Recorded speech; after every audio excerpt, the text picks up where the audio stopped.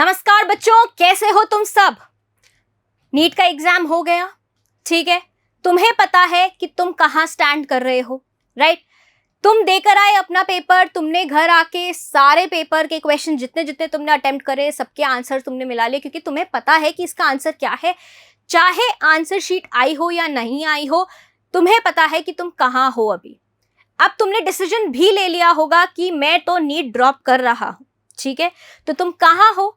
तुम जो सिलेक्शन होने वाला था 21 लाख में से, जो सिलेक्शन होने वाला था 1 लाख बच्चों का, उसमें से तुम कहाँ बैठे हो? 20 लाख में बैठे हो, राइट। यहीं बैठे हो ना तुम। तुम्हारे को अब क्या करना है, क्योंकि ये क्या है, तुम्हारा ड्रॉप है। क्या है ये? ड्रॉप ईयर है।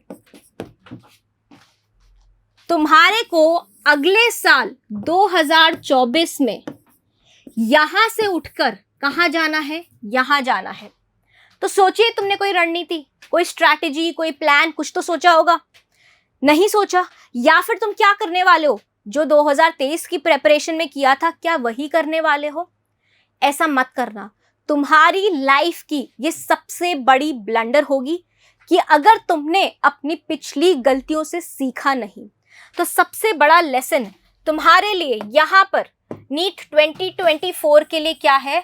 Learn from your mistakes. अपनी गलतियों से सीखना है तुम्हारे को। तुमने क्या गलतियां की है ना, ये भी तुम्हें पता है। तुम्हारे क्या डर है, तुम्हें ये भी पता है। So face your fears. अपने डर का सामना करो। एंड 3 क्वालिटी जो तुम्हारे को नीट क्रैक करने में मदद करेगी, वो क्या है? रेगुलरिटी। मतलब जो आज किया वो कल भी करना है, और वो तुम्हारा रेगुलरिटी, कंसिस्टेंसी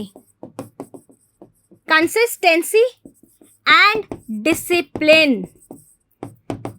ये 3 तुम्हारे क्या है? साथ चलने वाले हैं। कहां साथ चलने वाले हैं?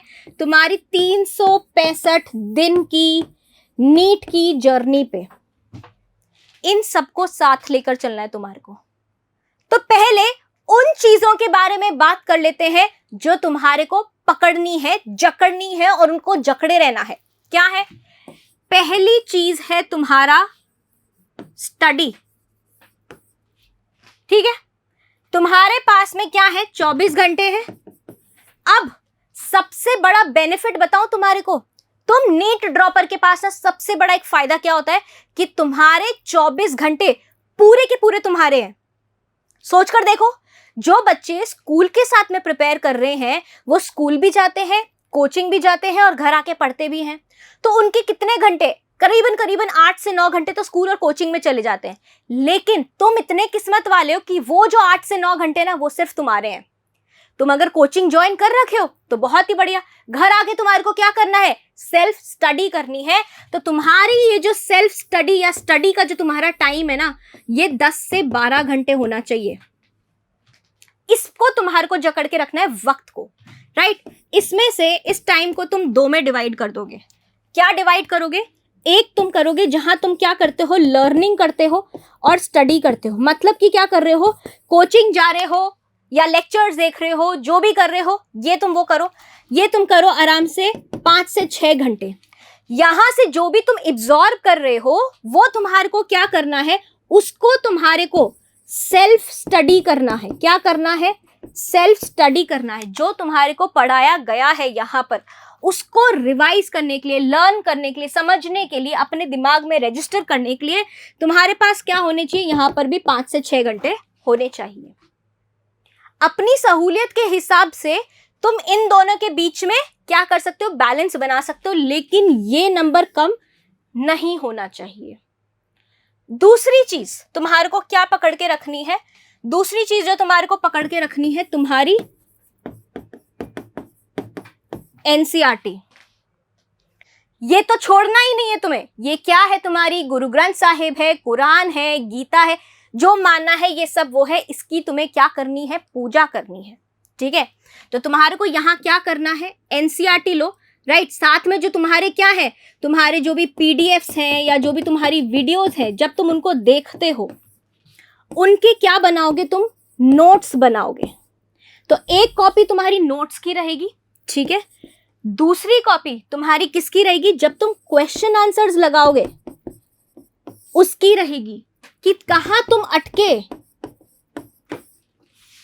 तुम अटके इसकी कॉपी बनाओगे।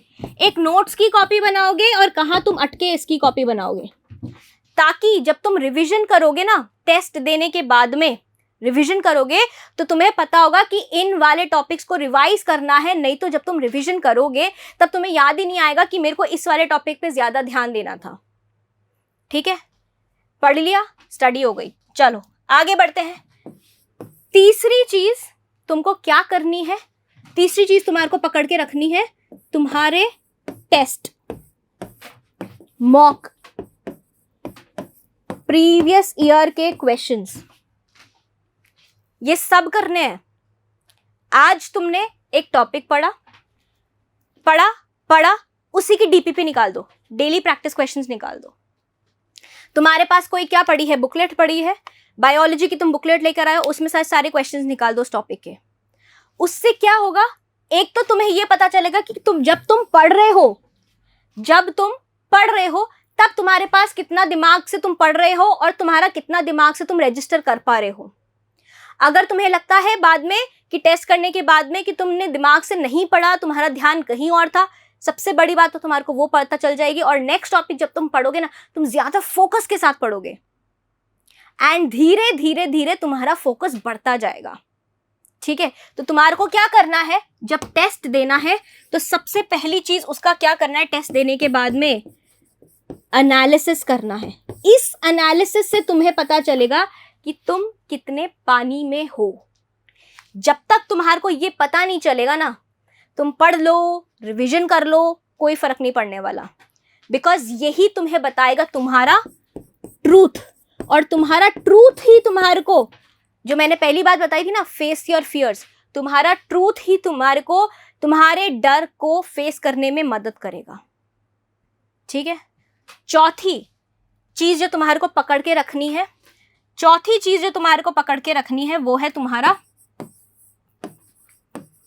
Never give up attitude. अपने पास में एक दो ऐसे लोग रखो जो तुम्हारे को पुश करे, चाहे वो कोई तुम्हारा मेंटर हो, चाहे वो तुम्हारा पेरेंट हो, राइट, या फिर तुम्हारा कोई सिबलिंग हो। इनको पकड़ के रखो, एक या दो मैक्स टू मैक्स, क्योंकि इस टाइम पे जितना कम ह्यूमन इंटरैक्शन तुम करोगे उतनी ओवर थिंकिंग से तुम बचोगे। क्योंकि एक इंसान से तुम बात करोगे, वो तुम्हारे को 10 ज्ञान देके जाएगा, तुम ओवर थिंकिंग में लग जाओगे। 2 से बात करोगे और ओवर थिंकिंग में आओगे, तो वो एक विशियस लूप है। उससे दूर रहने के लिए तुम्हारे को क्या करना है, इनमें से 1 या 2 जनों को ऐसे साथ रखो जो तुम्हारे को सही गाइडेंस दें और तुम्हारा ये एटीट्यूड और तुम्हारा मनोबल बना के रखे।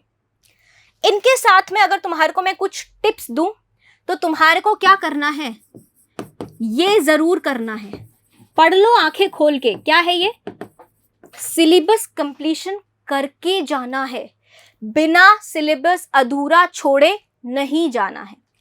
दूसरी चीज क्या है, अगर तुमने एक टॉपिक पढ़ा, तुम्हें नहीं समझ आया, तो इससे मूव ऑन करो, डोंट स्टिक टू इट, इस पे चिपक मत जाओ। वापस से कल आना, फिर इस टॉपिक को उठाना, मूव ऑन करके दूसरा टॉपिक उठाओ, उसको फिनिश करो। ये तुम्हारे को एटीट्यूड रखना है। ठीक है, एंड तीसरा, तुम्हारे को टारगेट स्टडी करनी है, डेडलाइन स्टडी करनी है। क्या होती है टारगेट स्टडी, तुमने पहले बनाया मंथ का सिलेबस, कि मंथ का टाइम टेबल, कि इस मंथ में मुझे ये चीजें कंप्लीट करनी है, बना लिया। अब उसको तोड़ो वीक्स में, इस वीक में ये करूंगा, इस वीक में ये करूंगा, इस वीक में ये करूंगा।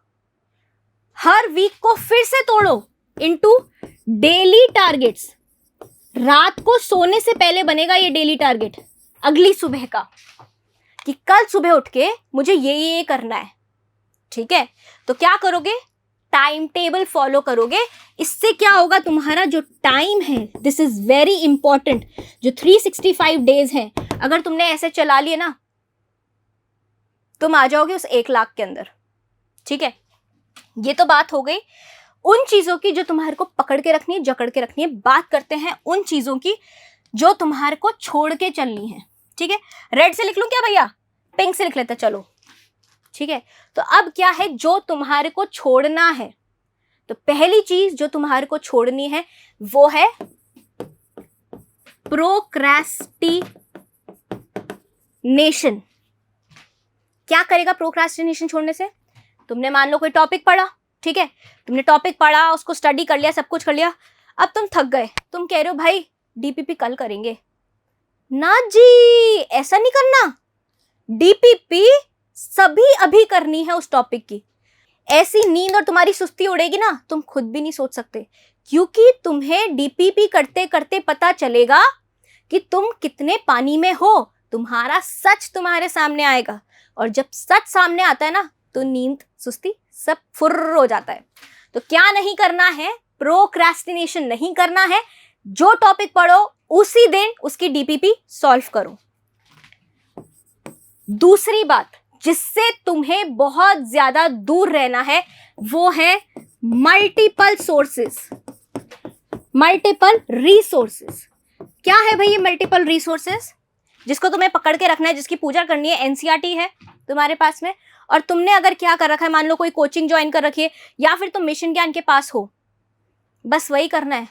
इस चीज को भूल जाना कि मैं यहां से भी पढ़ लूं, मैं वहां से भी पढ़ लूं, मैं ये भी पढ़ लूं, जितनी दुनिया का सब कुछ है मैं सब कुछ पढ़ लूं, ये तुम नहीं कर सकते। तुम्हारे पास टाइम लिमिटेड है, एनर्जी लिमिटेड है, लेकिन उसी लिमिटेड सब कुछ में तुम्हारे को रिप्रोड्यूस बहुत ज्यादा करना है। उसी लिमिटेड टाइम में तुम्हें प्रोड्यूस बहुत ज्यादा करना है। क्वालिटी मैक्सिमम होनी चाहिए। तो तुम्हारे को क्या करना है? मल्टीपल रिसोर्सेस से नहीं पढ़ना है। और ये तो बिल्कुल ही नहीं करना कि भाई एक टॉपिक पढ़ लिया, तुम्हें बहुत पसंद आ गया, मान लो जेनेटिक्स तुम्हें बहुत पसंद आ गया, और तुमने क्या किया, जेनेटिक्स को यहां से भी पढ़ लिया, वहां से भी पढ़ लिया, इस कोचिंग से भी पढ़ लिया, फलाना से भी पढ़ लिया, यूट्यूब भी देख लिया, और पूरा दिन जेनेटिक्स पढ़ते हुए निकाल दिया। ना तुम्हारी फिजिक्स हुई, ना तुम्हारी केमिस्ट्री हुई। ये गलती मत दोहराना। तीसरी चीज, ये कुछ होता ही नहीं है, या फिर इससे तुम दोस्ती तोड़ दो। मैम ये टॉपिक बहुत बार पढ़ रखा है, इतना ज्यादा लर्न हो चुका है, पढ़ने में दिल नहीं करता। तो पता है क्या होगा? वो छूट जाएगा।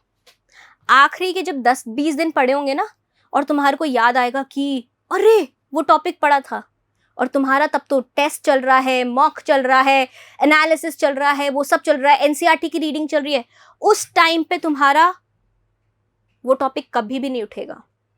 तो कभी भी इतना ओवर कॉन्फिडेंट किसी टॉपिक पे नहीं होना कि मैम हम तो ये टॉपिक पढ़ेंगे नहीं, ये हमारे को टिप्स पे आता है, और फिर पता है क्या होगा, उसी टॉपिक पे क्वेश्चन आएगा तुम्हारा, तो किस्मत भी क्या होगी तुम्हारी, बहुत अच्छे से लेगी। जो तुम टॉपिक छोड़ के जाओगे ये सोच के कि ये मेरे को आता है, उसी से सवाल आएगा और वो तुमसे निकलेगा नहीं। तो तुम्हारे को क्या करना है, किसी भी चीज को ये नहीं छोड़ना कि ये मैं बाद में कर लूंगा, या ये मुझे आता है, इसको करने की जरूरत नहीं है। उसको भी वैसे ही ट्रीट करो जैसे तुम बाकियों को कर रहे हो। चौथी चीज जो तुम्हारे को नहीं करनी है, एक तो वो है ओवर थिंकिंग। जितना लोगों से दूर रहोगे, सिर्फ कुछ के पास में रहना है ताकि वो तुम्हारा मनोबल बढ़ाते रहे, लेकिन उनसे दूर रहना है जो तुम्हारे को ये देते हैं, तुम्हारे को डिप्लीट करते हैं, अंदर से तुम्हारे को तोड़ते हैं, झकझोरते हैं, जिससे तुम क्या होता है, पढ़ नहीं पाते। आधा दिन तुम्हारा वेस्ट चला जाता है सोचते हुए, देखते रहते हो ऊपर, या फिर बुक में लगे हुए हो, लेकिन 4 घंटे हो गए बुक में पढ़े हुए, पता चला तुम्हारे को 5वें घंटे में तो कुछ तुमने पढ़ा ही नहीं है। ऐसे लोगों से दूर रहना है। उसके बाद में जिस चीज से तुम्हें सबसे ज्यादा दूर रहना है वो है ये ब्लेम गेम। ठीक है, ब्लेम गेम क्या है? इसकी वजह से नहीं हो पाया, तबीयत खराब हुई थी इसलिए ना हो पाया। वो है ना, अब मैं पूछ रहा हूं तुमसे, तबीयत कब खराब हुई थी? मैडम 8 महीने पहले हुई थी। तो उसके बाद क्या हुआ मैडम, वो फिर बैकलॉग होता चला गया, फिर करा नहीं, फिर प्रोक्रेस्टिनेशन कर लिया, एक टॉपिक को बहुत सारे रिसोर्सेज से पढ़ लिया, लोगों के साथ मिलने चले गए, सोशल मीडिया चला लिया मैडम। किस में लग गए? सोशल मीडिया में लग गए, रिसोर्सेज इकट्ठा करने में लग गए, रील्स देखने लग गए। तो फोन को तुम प्लीज मेरी बात मानो, उठा के साइड में रख दो थोड़े टाइम के लिए। वीडियोस देखते हो, लेक्चर्स देख रहे हो, पीसी पे देखो, लैपटॉप पे देखो, और अगर फोन पे देखते भी हो तो 1 या 2 कम्युनिकेशन के सोर्स देखो और उसके बाद बाकी सबको अनइंस्टॉल कर दो। मान लो मेरी बात, बहुत इंपॉर्टेंट है। सो बस यही है, कुछ चीजें पकड़नी है, कुछ चीजें छोड़नी है, लेकिन क्या पकड़ना है और क्या छोड़ना है यही डिसाइड करेगा तुम्हारा 365 डेज की जर्नी का एंड रिजल्ट। तो हम ऐसे ही मिलते रहेंगे इतने ही जोश के साथ में नीट 2024 की जर्नी में। तब तक के लिए बाय बाय।